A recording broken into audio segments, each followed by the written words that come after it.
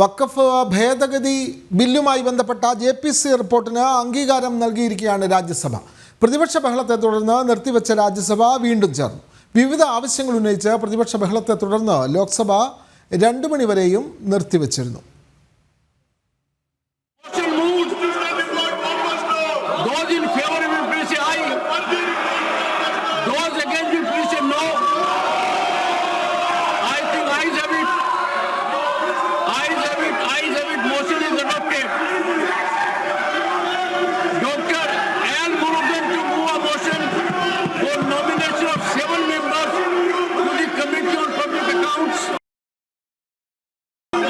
Honorable members, a message from the Honorable President. Take your seats. I am reading a message from the Honorable President of India. Honorable members, a message from the President of India must receive due deference, due respect. We are giving. But ask your members, this is not respect. This is disrespect to the President of India. This is disrespect to the first tribal woman who is President of India. Take your seats. Let me read out your message. വിവരങ്ങളുമായി ഗൗതം അനന്തനാരായണൻ ചേരുന്നു. ഗൗതം, വളരെ സുപ്രധാനമായ ഒരു നടപടിക്രമമാണ് ഇന്ന് രാജ്യസഭയിൽ പൂർത്തിയായത്. General parliamentary കമ്മിറ്റിയുടെ വഖഫ് ഭേദഗതിയെ സംബന്ധിച്ച റിപ്പോർട്ടിന് രാജ്യസഭയിൽ അംഗീകാരം ലഭിച്ചിരിക്കുന്നു.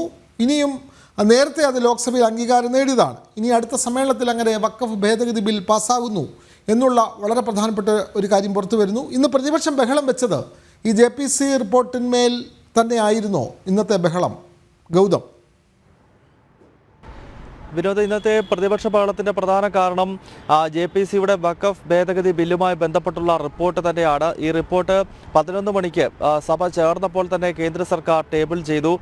ഇതിനെതിരെ വലിയ എതിർപ്പുമായി പ്രതിപക്ഷ പാർട്ടികൾ രംഗത്തെത്തി. പ്രത്യേകിച്ച് കോൺഗ്രസും മുസ്ലിം ലീഗും ഒക്കെ അടങ്ങുന്ന തൃണമൂൽ കോൺഗ്രസും ഒക്കെ അടങ്ങുന്ന പാർട്ടികളാണ് ഈ റിപ്പോർട്ട് വീണ്ടും JPCക്ക് വിടണം തുടങ്ങിയ വാദങ്ങൾ മുന്നോട്ട് വെച്ച് രംഗത്തെത്തിയത്. നടുത്തളത്തിൽ ഇറങ്ങി ഉൾപ്പെടെയുള്ള ബഹളം ഈ ഇന്ത്യ മുന്നണിയുടെ MP നടത്തി. തുടർന്ന് 11:20 വരെ രാജ്യസഭാ ചെയർമാൻ ജഗദീപ് ധൻഖർ സഭ നിർത്തിവെച്ചു. പിന്നീട് ഇപ്പോൾ സഭ തുടരുകയാണ്. പ്രതിപക്ഷം ബഹളം തുടരുന്നുണ്ട്. കോൺഗ്രസിൻ്റെ അധ്യക്ഷനും രാജ്യസഭാ പ്രതിപക്ഷ നേതാവുമായ മല്ലികാർജുൻ ഖാർഗെ വാദിക്കുന്നത് ഈ റിപ്പോർട്ട് ഭരണഘടനാ വിരുദ്ധമാണ്, ഇതൊരു ഫേക്ക് റിപ്പോർട്ടാണ് എന്നുള്ളതാണ്. JPCയിലെ പ്രതിപക്ഷത്തിൻ്റെ വാദമുഖങ്ങളെ കേൾക്കാതെ അതിനെ അംഗീകരിക്കാതെ അല്ലെങ്കിൽ കണക്കിലെടുക്കാതെ ഏകപക്ഷീയമായി തയ്യാറാക്കിയ ഒരു റിപ്പോർട്ടാണ്. അതിനാൽ ഇത് വീണ്ടും JPCക്ക് വിടണമെന്നൊരു ആവശ്യം രാജ്യസഭയിൽ പ്രതിപക്ഷ നേതാവ് കൂടിയായിട്ടുള്ള മല്ലികാർജുൻ ഖാർഗെ മുന്നോട്ട് വെച്ചു. എന്നാൽ ശക്തമായ എതിർപ്പുമായി BJP അടങ്ങുന്ന ഭരണപക്ഷ MP രംഗത്തെത്തി. കേന്ദ്ര ധനമന്ത്രി നിർമ്മല സീതാരാമനും അതുപോലെ തന്നെ പാർലമെന്ററി കാര്യ വകുപ്പ് മന്ത്രി കിരൺ റിജിജുവും സഭയിൽ ഉണ്ടായിരുന്നു. ഒരു കാരണവശാലും ഇനിയും ഇത് കോൺഗ്രസ് മുന്നോട്ട് വയ്ക്കുന്ന വാദഗതികൾ തെറ്റാണ്, മറിച്ച് തെറ്റിദ്ധരിപ്പിക്കാൻ സഭയെയും അതോടൊപ്പം തന്നെ ജനങ്ങളെയും തെറ്റിദ്ധരിപ്പിക്കുന്ന രീതിയിലുള്ള പ്രതികരണങ്ങൾ രാജ്യസഭയുടെ പ്രതിപക്ഷ നേതാവ് നടത്താൻ പാടില്ല എന്ന് കിരൺ റിജിജു വ്യക്തമാക്കി. അങ്ങനെ ഭരണ പ്രതിപക്ഷ അംഗങ്ങൾ തമ്മിലുള്ള വാക്കേറ്റത്തിനിടയിലാണ് ഇന്നിപ്പോൾ രാജ്യസഭ JPC റിപ്പോർട്ടിന് അംഗീകാരം നൽകിയിരിക്കുന്നത്. കഴിഞ്ഞ ഫെബ്രുവരി മാസം 1-ാം തീയതി ലോക്സഭയും JPCയുടെ റിപ്പോർട്ടിന് അംഗീകാരം നൽകിയിരുന്നു.